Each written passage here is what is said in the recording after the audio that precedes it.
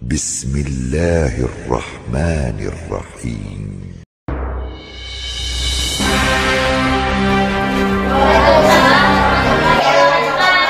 Untuk pelajaran ini kali ini adalah tentang akidah ya. Akan menjelaskan tentang apakah ukhuwah Islamiyah itu. Ukhuwah Islamiyah, ukhuwah artinya persaudaraan. Dari kata-kata akhun, asal akhun saudara, dulu.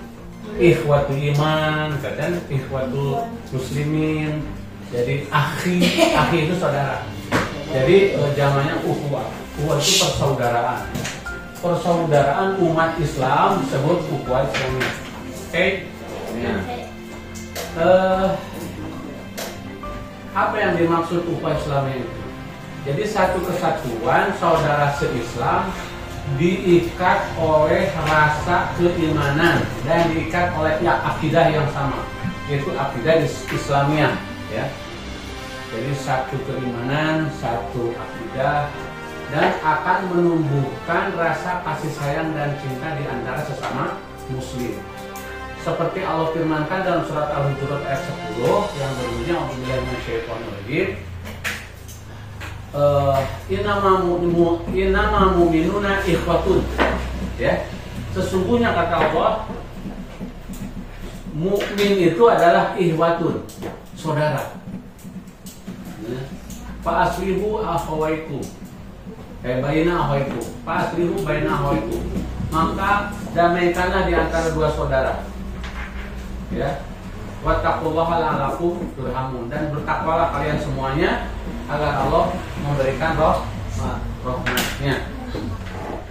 Jelas kan? Dalam ayat 10, saudara se-Islam itu beda dengan saudara sekandung.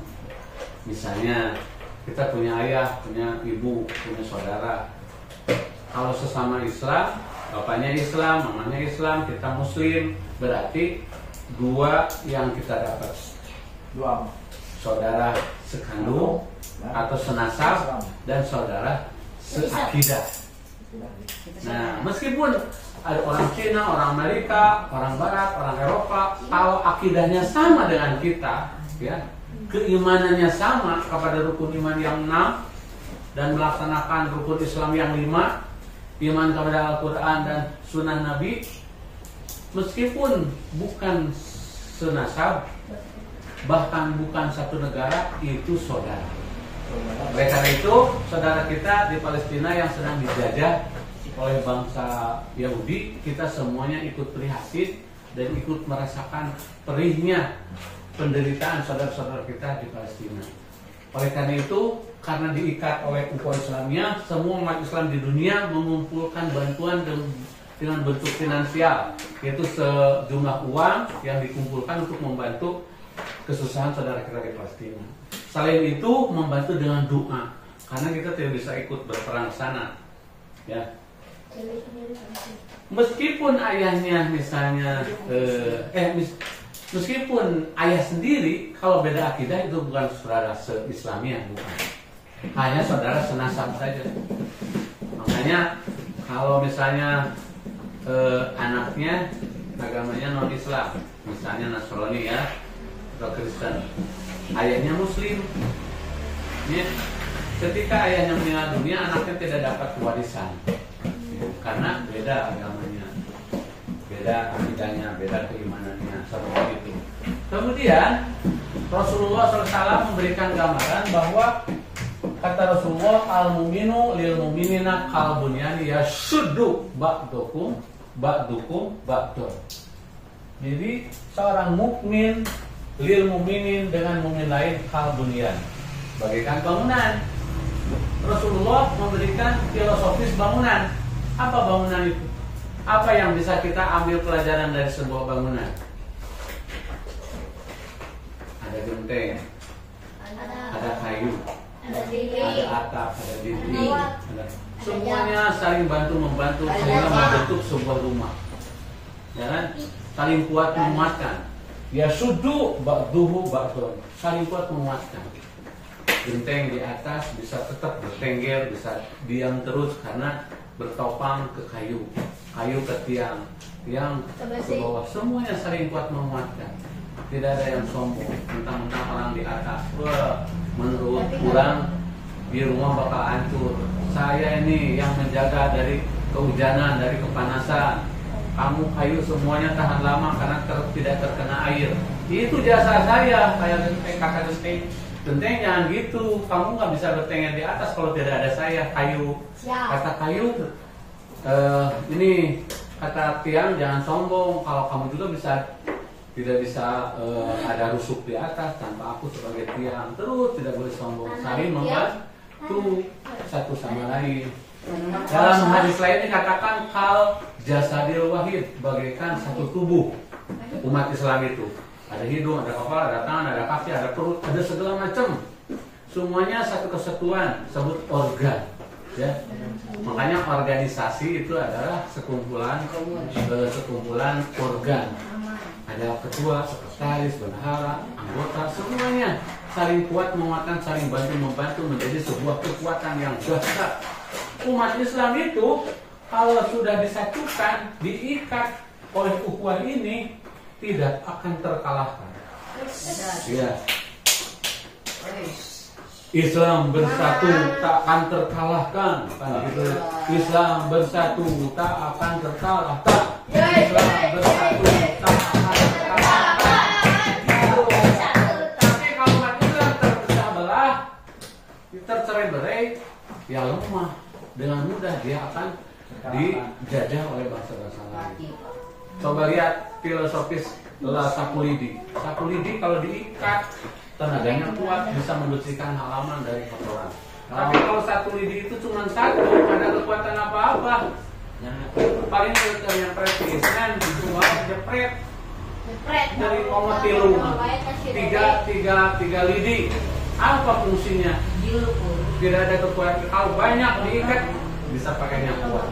Umat Islam kalau banyak diikat bisa mengalahkan orang-orang yang jajah umat Islam. Ya, sekarang ada orang-orang yang berani menghina Nabi kita. Lagi dicari nih sekarang. Kalau ketahuan, dengar kesalahan umat Islam yang menghina bahwa Nabi Muhammad itu penipu, Al-Quran itu cerita dongeng aja. Itu ada yang ngomong gitu di Indonesia, berani-beraninya. Rasain kalau ketemu aku, kamu akan kuhancurkan mulutmu. Gitu. Jadi jangan berani-berani. Umat Islam yang banyak ini kenapa diam aja? Nabinya dihina, agamanya dihina, Qurannya dihina, masa diem? Cari dong sampai ketemu orang itu. Iya. Siksa kesalahan itu cuman biar jadi jerak. Jangan coba-coba menghina agama Islam, karena umat Islam juga tidak pernah menghina umat yang lain. Kita juga tidak boleh menghina agama lain.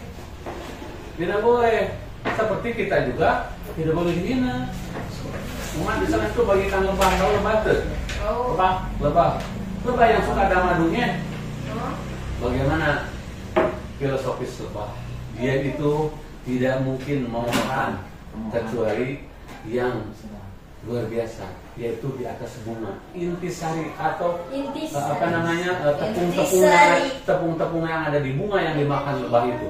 Jadi yang bersih, yang bergizi, kemudian dia beolnya tidak bau, bahkan jadi makanan kita, yaitu madu.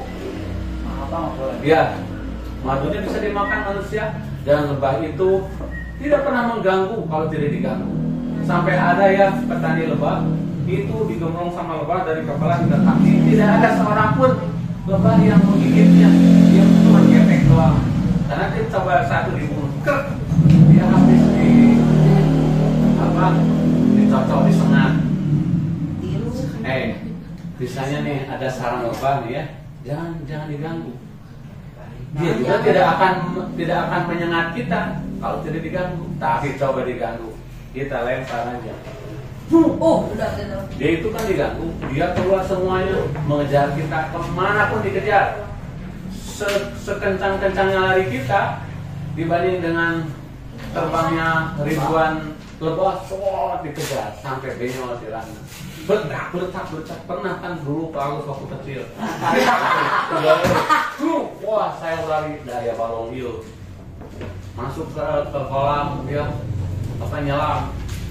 Ternyata tenuan di atas keluar jetot atau berita dari keluar jetot ampun.